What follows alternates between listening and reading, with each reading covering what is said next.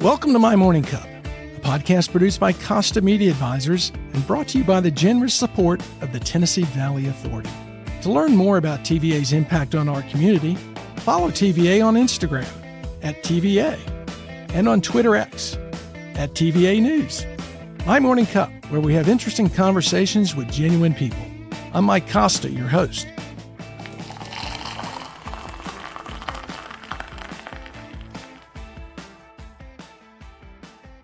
My guest this week is Jacinda Woodward. Jacinda is the Vice President of Power Operations for TVA. Unlike many of our Morning Cup guests, Jacinda has been with the same organization her entire career. But, much like many of our guests, Jacinda has had many different and diverse roles at TVA, requiring her to get out of her comfort zone to learn new things. Jacinda, welcome to My Morning Cup.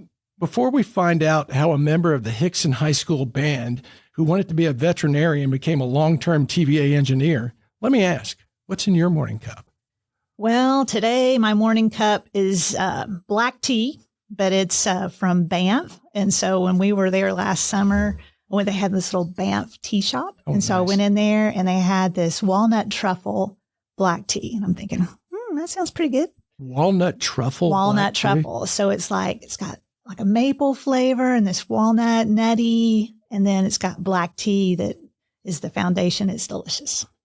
Can you find it here, or do you have it? No, but I just ordered. I've gotten low, and so just made my order last week. I expect it in next week. So you're a tea person. I am. Ever been a coffee person? No.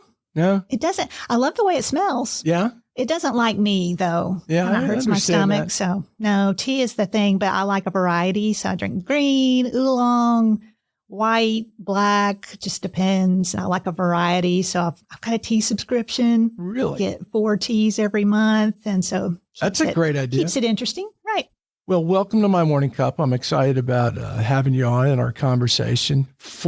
Not 40 years with TVA. We had a conversation before this. I know you're getting ready to retire, but you wanted to retire before you hit 40 years. Yep. Why that number? I don't know. 40 years just seems so long, right? But why did you not want to hit 40? I don't know. I just felt like it was time to explore some new things. And when I started thinking about 40 years coming up last year, I actually talked to my boss and said, hey, spring is when I want to retire because I love the garden. Yeah. And I love being outside. That time of year is just my favorite time of year because everything just comes alive. The greens, different colors that you see is just gorgeous. And so it worked out that's what I did. And so 39 years, 11 months and 29 days. Not quite, like 39 years and 6 months, but close enough. Well, as I said earlier on the introduction, we have a lot of guests who have done a lot of different careers or jobs in their careers. But you've had a lot of different experiences with TVA. But I'd like to start where I always like to start is the beginning. You're born and raised in Chattanooga? Yes, I was. My parents moved here 2 months before I was born. Oh, my goodness. From where? Well, they were living in Delaware. So Wilmington, Delaware. My dad had taken a job with DuPont out of school. And that was their first place where they had a job, or he had a job, and they did not like it. It was too cold. Up in Delaware? Yeah. Yeah. I mean, they were from lower Alabama, Florida area, Panhandle. And so they were like, we got to get closer to the South. And so this job came open in Chattanooga and they took it. Well, DuPont brought a lot of people here. Absolutely. Yeah. Particularly a lot of folks who settled in Hickson. Mm-hmm. That's right. So you went to Hickson High School and in the band? Yes. I played the clarinet in the band. And then I also was in the rifle corps. And so my junior and senior years, I twirled a rifle for marching band and then played clarinet in the concert band. And one of the things you told me was you were a tomboy. Yeah. So tell me a little bit about that. Growing up in Hickson as a tomboy, what did that mean? You liked being outdoors, or you liked playing sports? I mean, I did. I liked being outdoors. We lived in a little neighborhood that had a vacant lot close by, and we called it the Red Desert. It was like, because you know that red clay that you get here in Chattanooga. So it had like a little trail, and it was a loop, and you could ride your bike all the way around it. And most of the people that were my age in the neighborhood were boys. And I'm like, okay, well, that's all right. We'll play ball. We'll ride bikes. Yeah. And it was great fun. Climb trees. My mother would go, get down from the tree. Be higher than the house, and I'm like, I'm fine. That's a great way to grow up. You know, and it's unfortunate that there's not a lot of that anymore. I know. That's so true. I mean, I don't think I would just say, okay, kids, go to that vacant lot and hang out, right? And growing up at that time, it was you got on your bike and you were gone all day. Right. Exactly right. And you knew at sundown you needed to come home. It was time for dinner. Yeah. And if the streetlights came on, you were late. Exactly right. And as a kid growing up, you said you wanted to be a vet. Yeah, I don't know why. I mean, I guess I love animals, and I thought, well, that'd be a neat career. And then I started thinking about what that would really entail. And, we had some cats that had gotten in fights that my dad doctored. And I'm thinking, I don't think I want to do that. And so pretty soon I started thinking about what else could I do, Yeah. And so you went, I think you mentioned your dad was a chemical engineer and you were going to kind of follow in his footsteps. Yeah. I decided that engineering probably would be a good fit for me. Relatively curious about things, liked science, liked figuring out how things worked. Yeah. And so decided that I was going to go into engineering, thought about chemical engineering at first. Yeah. Did my first couple of quarters at Auburn and decided that chemistry was really not my friend. I needed to find a different friend. That's a tough major. My It is, goodness. yeah. So you end up at Auburn. Why Auburn? Well, I looked at UT in Knoxville. It was just such a concrete jungle. It just didn't feel like the right place. And I looked at Tennessee Tech, which is beautiful, but it's kind of like, at that time, at least more of a, you're there during the week and you go somewhere else for fun. And then my father, who went to Auburn, said, hey, there you go. Let's just go down to Auburn and look. And I mean, that campus it's is pretty beautiful. Campus. And I loved it that it was in the middle of nowhere. And it's just so pretty. And so ended up going there. Did you ever roll Toomer's Corner? I did not personally roll Toomer's Corner. And so there are cameras now. I know, right?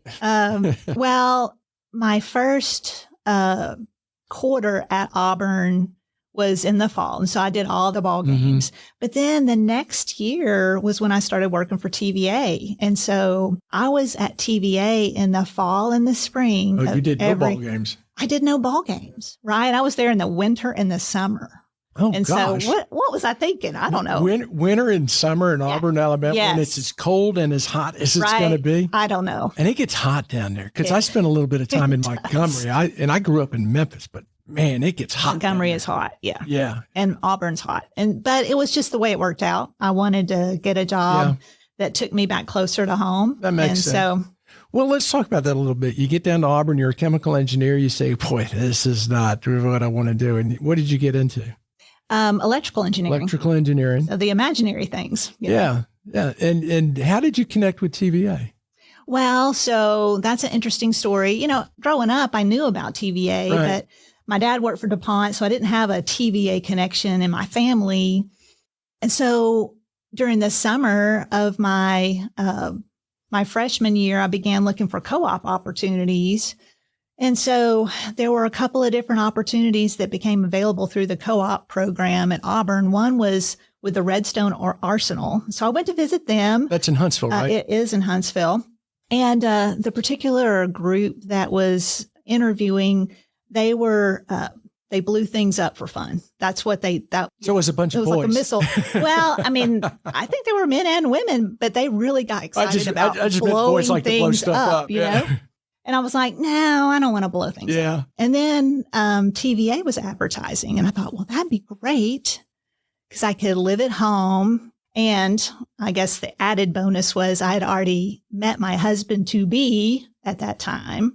And he was in Chattanooga. And I was like, man, that'd be great. I could be home. Were pointing. Yeah. All signs were pointing. So I accepted that job. And that's how I got to TVA. How important are those co-ops, particularly for a technical degree like you had? I highly recommend an internship or co-op program just because it allows you to get that hands-on experience and to really understand, is this something I want to do? Yeah. Or And sometimes I think people need multiple experiences because there's a lot of things you can do with an engineering degree. Mm-hmm. And so if you don't like one aspect of the work, it might be that you want to do something else. So if you don't like designing things, maybe you like to apply the designs. Maybe you like to project manage. I really feel like engineering, the degree itself gives you a foundation of problem solving. Yeah. And a kind of a methodology of complex problem solving that helps you in a number of different. Highly analytical people do well in engineering. But from the perspective of foot in the door, how important was that? Oh, for me, it was absolutely 100% the reason I got hired. Yeah. Because when I graduated in 1988, Marvin Runyon was the chair. Oh, and he was charged with let's Carvin pair Marvin, it back. right? Carvin Marvin, yeah. They were laying people off left and right. I was on the payroll and leave without pay status because I was a co-op student and they were considered employees, and they put you on leave without pay when you go back to school.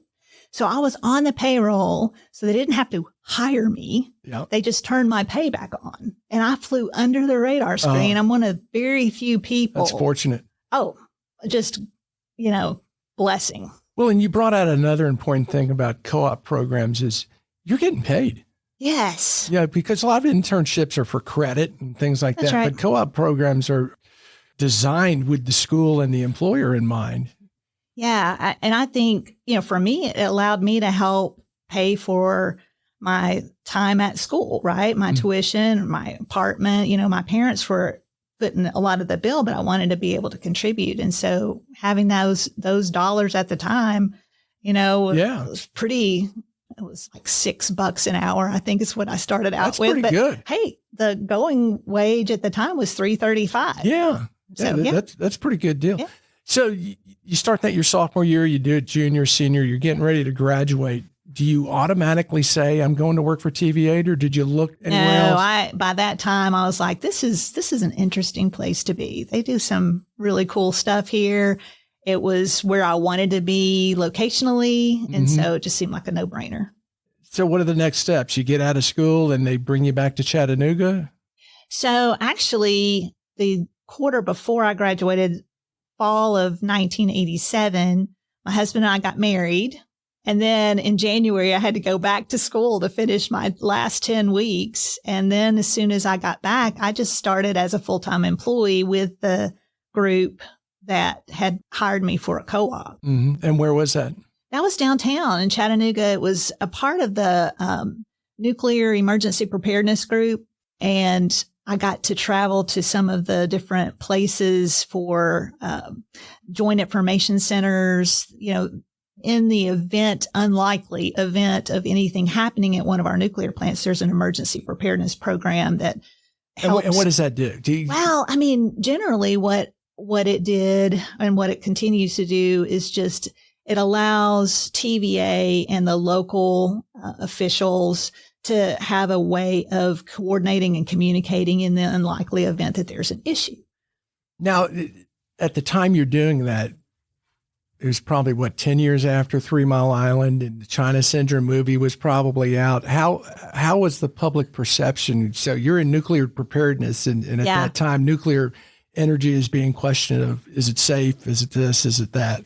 I think people still question whether it's safe. There are certain people who are very wary of it, but I will say, from an engineering perspective, the controls that are around how that reactor works is incredible, and the safeguards are very well designed. And so I think it's certainly a very important part of TVA's portfolio. And you did that portion of your career for 2 years? Yeah, a couple of years. And then our group got pulled into information technology group. Okay. Because what I was doing was the radio systems, microwave systems, communications between the nuclear plants and then these local communication centers and TEMA, the Tennessee Emergency Management Agency. So that got pulled into IT. And so I got to start looking at other forms of communication. So we replaced all the telephone systems at the nuclear plants. That was pretty interesting. Started putting fiber optics in, started putting local area networks in because there weren't local area networks at the time. All right. That was late 80s, early 90s. That all that infrastructure was just getting started. Do you ever look back on that technology, where we are today, and look back like when you started and say, I can't believe we had rotary dial-up phones and would have to call someone and say, hey, we got a problem here. Oh, I know. I mean, I remember my first job. We had a bullpen. There were like 5 or 6 of us, and we had one phone. Yeah. And there was a couple of guys that were, they smoke all day long, and I'd come home with a headache. And I'm like, you think about it now and you're thinking, man, this is crazy. Different world. The only people that had a typewriter were the assistants that, had the access to the word processing. You had to write stuff out and give it to them. It was the dark ages. Yeah. But you were really on the cutting edge when you moved to information technology, because that's really when things started to change. Yeah. And I guess the computer or the laptop, not the laptop, the desktop computer was introduced to the workforce. Yeah. To a great degree. The big brick of a thing. Yes. And I mean, we just didn't have those, right? We had a mainframe, and you had monitors that connected to that mainframe. Right. And then, as you said, as the local area network started happening and the internet started building, people started getting their own computer. And we thought that was just like, yeah, that was revolutionary. Yeah.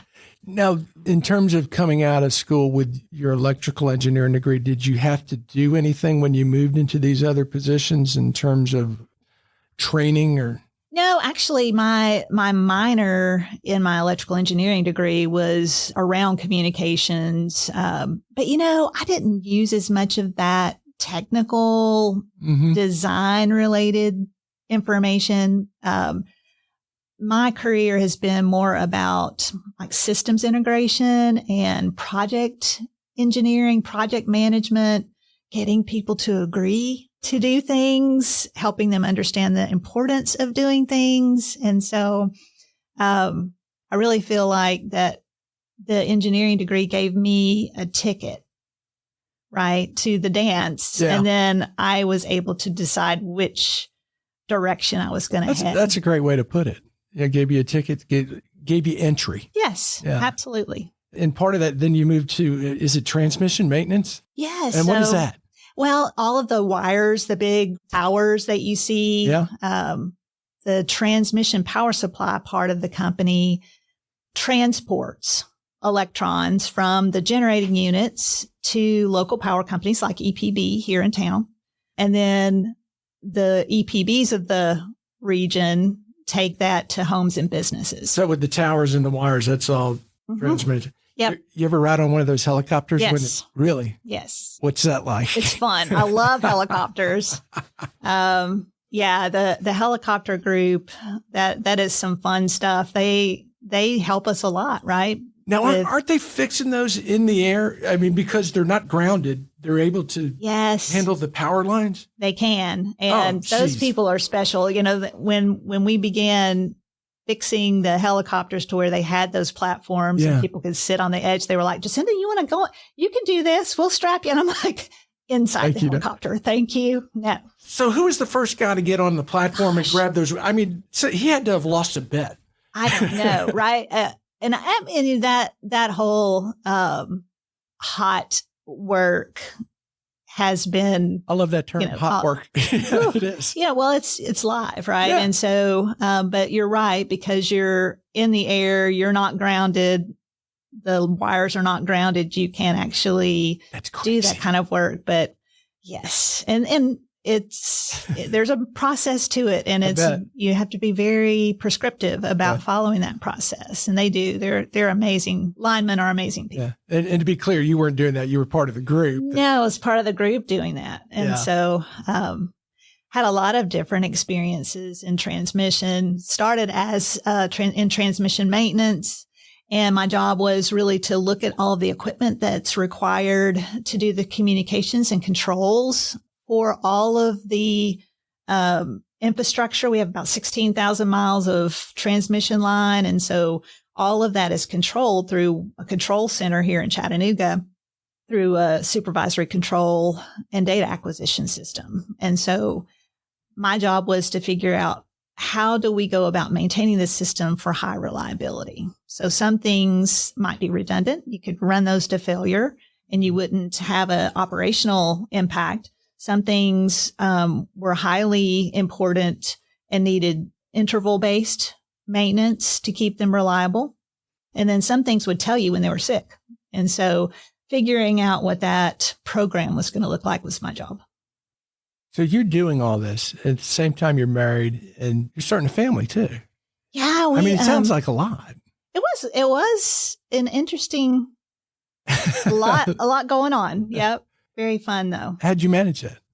Well, when we were expecting our first daughter, we started talking about it, right? What are we going to do? There's a lot of different options. And at the time, my husband decided he went back to school after I graduated and got his degree in human resource management from UTC.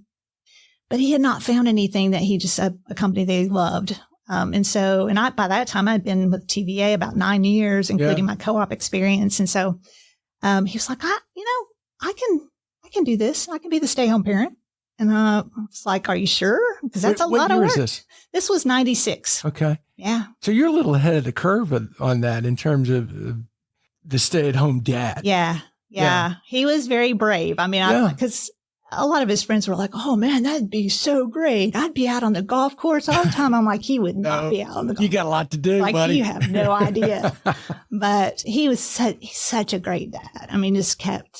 Never had to worry once about what the kids were doing. He's just very safety conscious, very, very much about making their lives great, So was this at about the same time that you moved to the advisor role for the SVP? Actually, that was in a 1999-2000 timeframe. Okay. And so, that was a pretty big deal because I had been an engineer and this role was a management role, right, even though it wasn't managing people.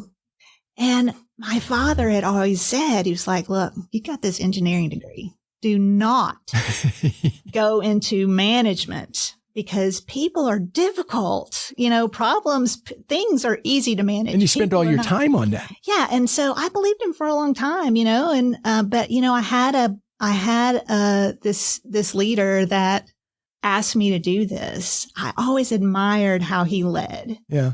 And, previous to him asking me this, I had told my husband I'd been working with the senior advisor for the COO, and I'm like, man, this job is so cool. You see the big picture. It's a very interesting job. And so when I got offered, it was like an offer too good to refuse. Yeah. And so I took it. Guy you went to work for, was he a mentor?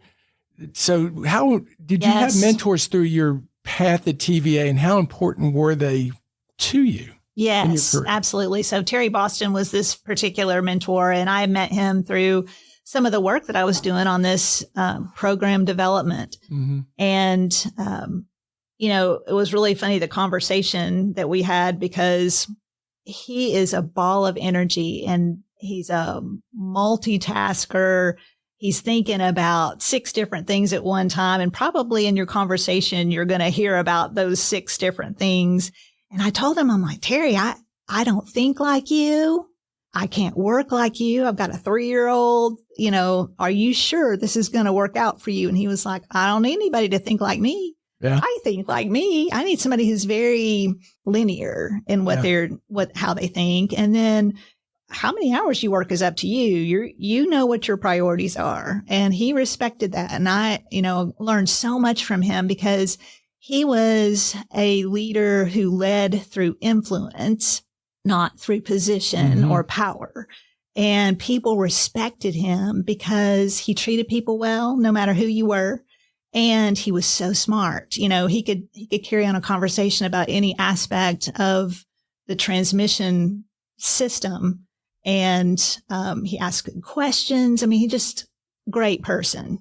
I sometimes think that the importance of mentors get lost on people throughout their careers because we have a lot of people come in and out of our careers. Yes. But if you can find that person to develop a relationship with to where you can just pick up the phone and ask a question. Right. It's so important. Relationships are huge. Yeah. And having people that you can trust, that you can talk things over with, if you're up against a difficult decision, or if you're, transitioning roles, having relationships, whether they're coworkers or whether they're, folks that are higher up in the organization, or even, people that work with you, or for you. Mentors come in all shapes and sizes. Absolutely. And it's not linear, as you say. No. It's just my boss. It's people who come across your life. Right. Yes. Very important. So you're taking these new positions, learning new things, and you get into the transition physical to design and working with, is it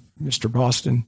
Yeah, actually, Mr. Boston was there, but this new physical design group, after I finished working with him as a senior advisor, I wanted to lead people. I wanted to try that because I had watched, despite how what this your dad worked. said. Just despite what Dad said, I was going to try it out.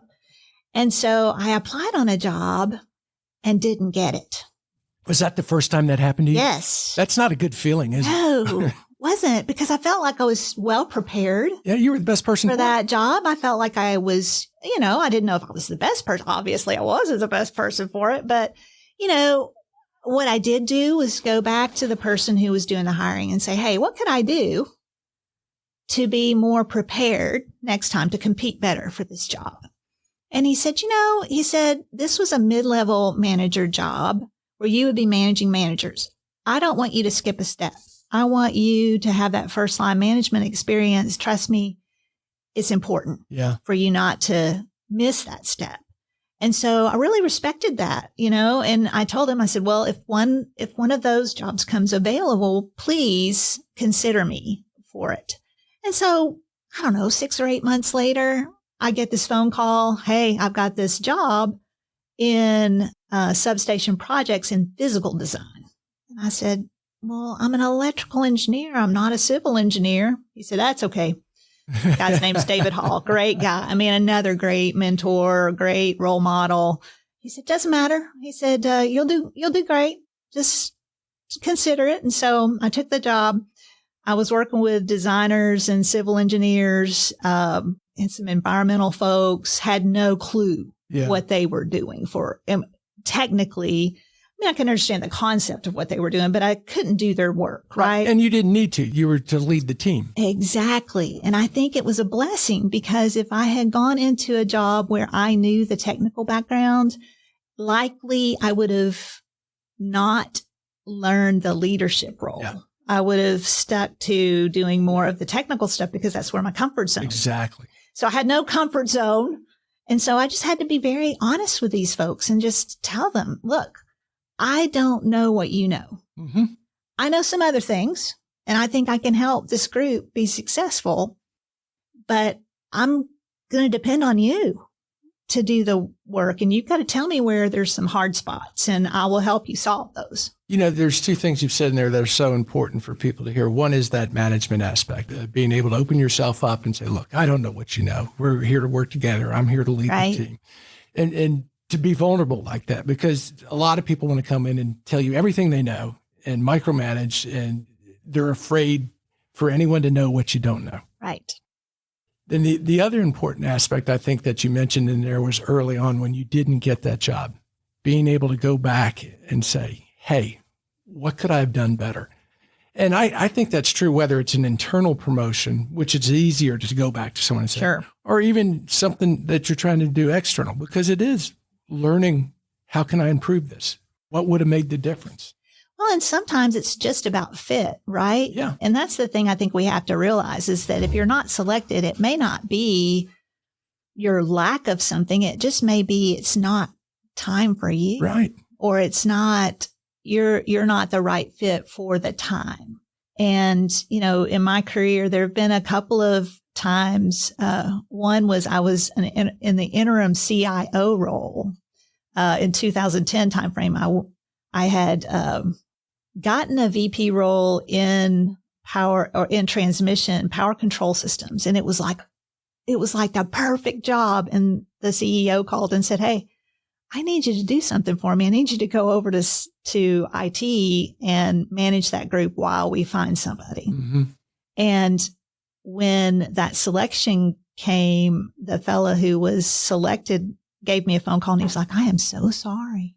I know this must be disappointing. And I was like, man, if I were supposed to have that job, you wouldn't have gotten a phone call. Yeah. I believe things happen for a reason. And so it's a great perspective. I think that's what you have to think about too when you're not selected for something.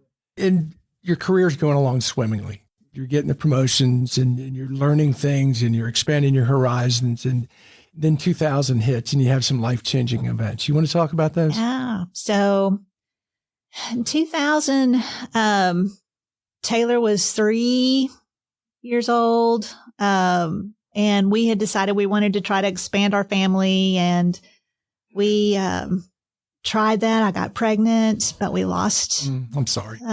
We lost that little one. And so I'll see him or her one day in heaven. I believe that. And then, we were like, okay, well, try this again, and tried it again and lost another on Valentine's Day in 2000. Hard. And that was just heartbreaking. It was just, but it was a time where I learned a lot that I needed to know. And that was that I'm not in control. And, we all love, maybe not all of us, many of us, including me, like to control, right? Well, and you always had control, didn't you? Pretty much, yeah. Right? And so I learned that only God has control.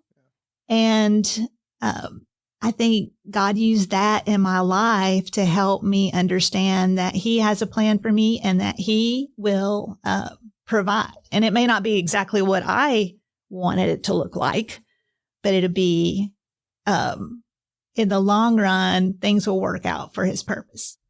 And so I really grew in my faith at that time. And fortunately, we had our younger daughter. She came along in 2003, that's a whole story in itself, just how that all came about and what an answer to prayer it was. And then in 2005, went to the doc, and then just for my annual checkup, and the doc says, your blood count's a little low, just for you, not extremely low, but it kind of stuck in my head. I'm thinking, well, what does that mean? My dad had Crohn's, and so he dealt with like low blood counts and things like that. So I went to my primary care guy again. I was like, hey, this bugs me. I really wonder if there's something going on there. Well, and he'll tell you this day, I don't know why I just said, let's just do a colonoscopy. But he said, because he could have put me on iron. Yeah. He could have just waited, right? But he didn't. And so did the colonoscopy, cancer. Oh my goodness. And so colon cancer, I was 40.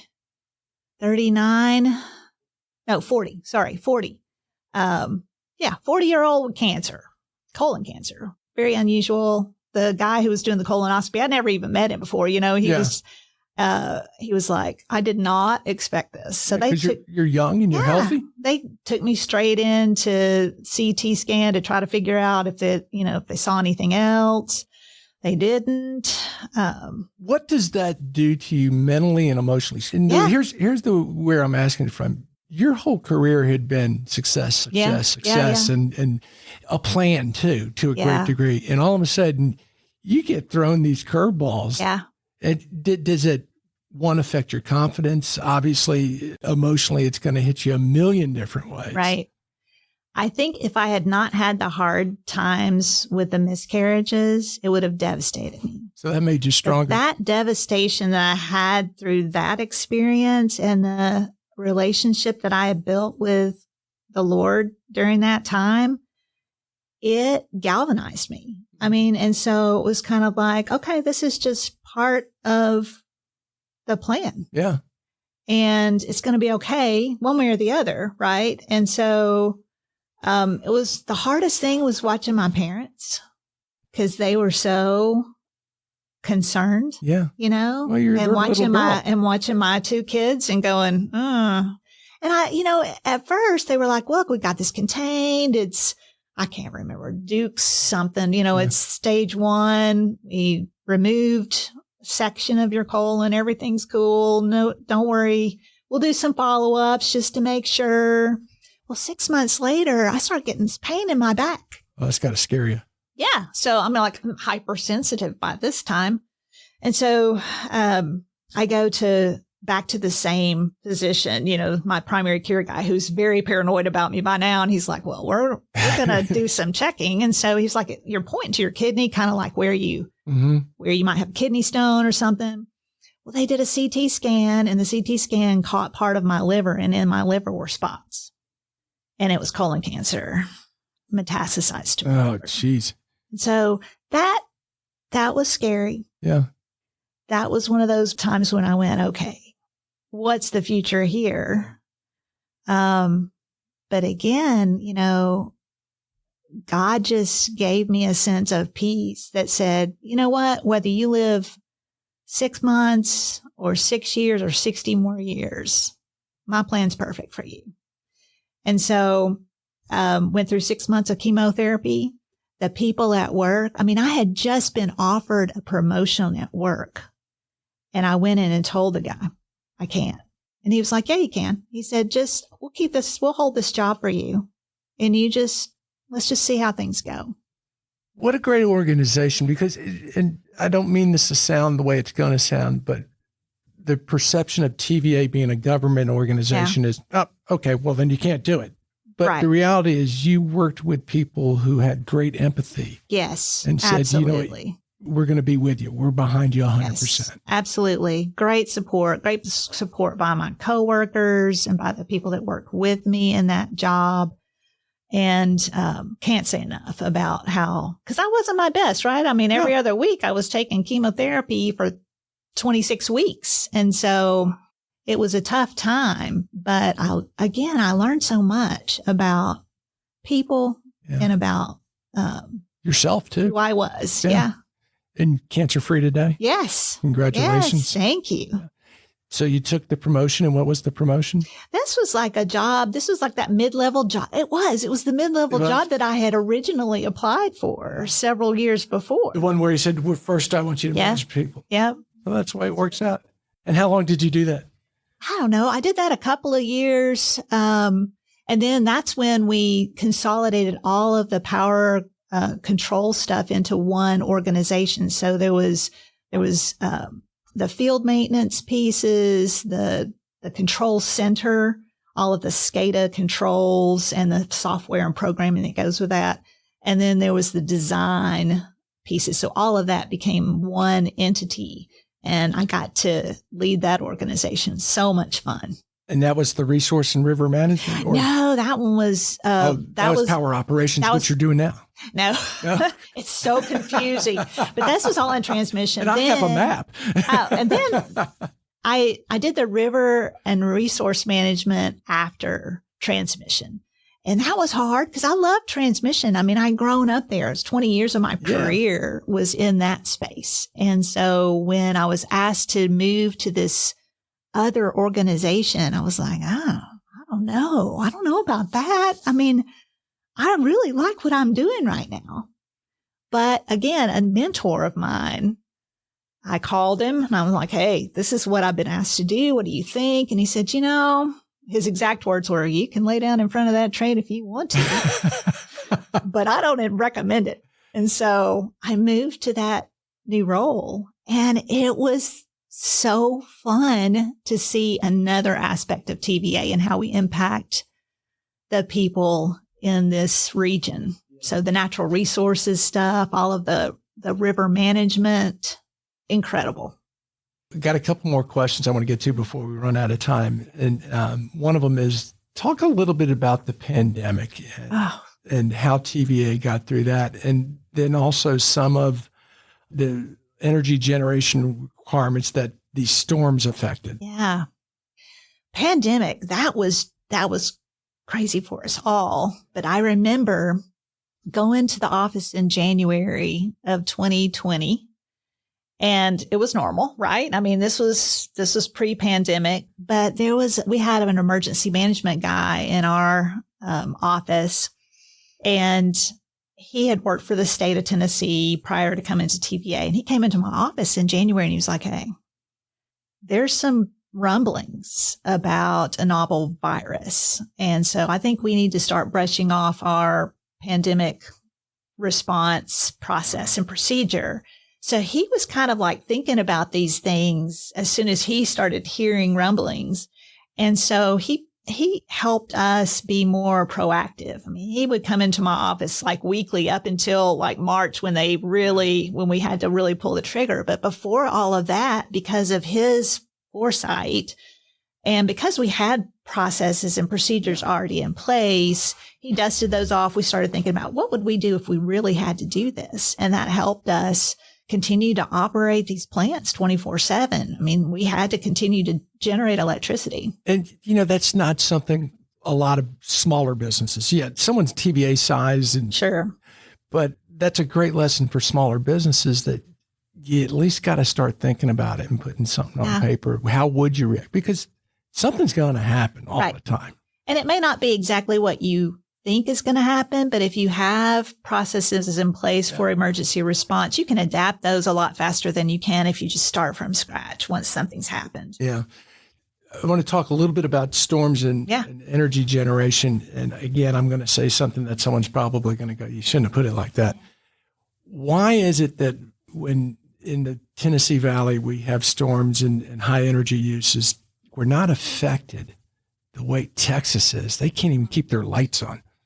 Well, Texas is a little unique. Yes, it is. Right? And they would say that they are, unique, but they have their own reliability group that is not directly connected. So TVA is part of the Eastern Interconnect, which means that we have 70 plus interconnections to other utilities that surround us. So you can go to partners for lack of a better term. And in ERCOT, they're just all they're an island, and they've got some interconnections now, but nothing like you see in the eastern part of the U.S., the Eastern Interconnect, or even the west of Rockies.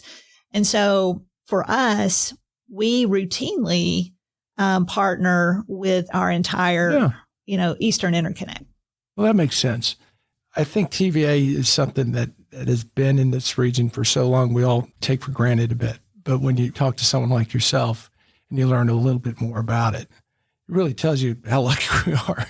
Well, it's a very important thing that we do, right? We know that people expect to come in their house, flip on their light switches, and it all works. And we're invisible in many ways. And you want to be. And that's exactly right. Yeah. Because we want that high reliability. We don't want people thinking twice about, okay, am I going to have power today or not?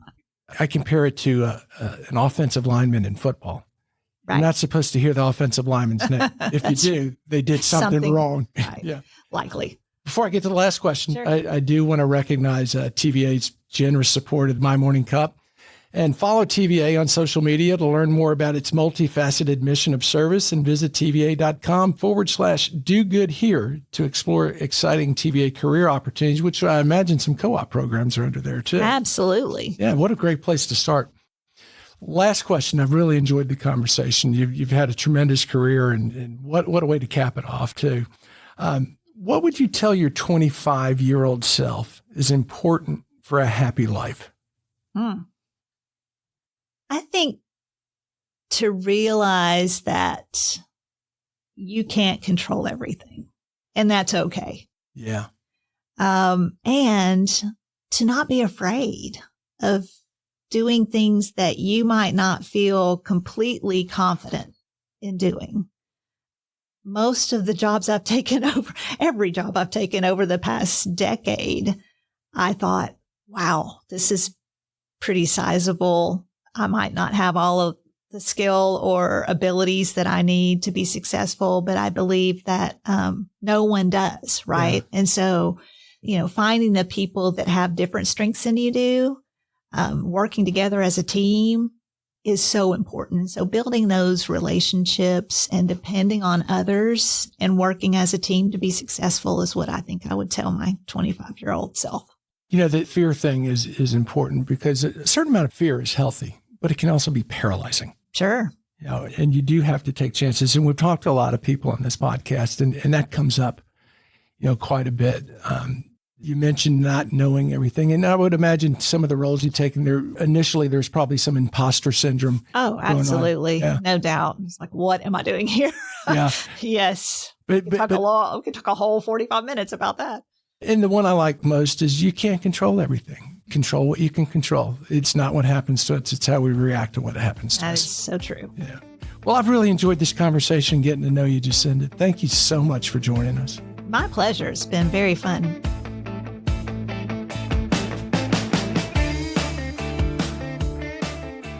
Thanks for listening to My Morning Cup, a podcast by Costa Media Advisors.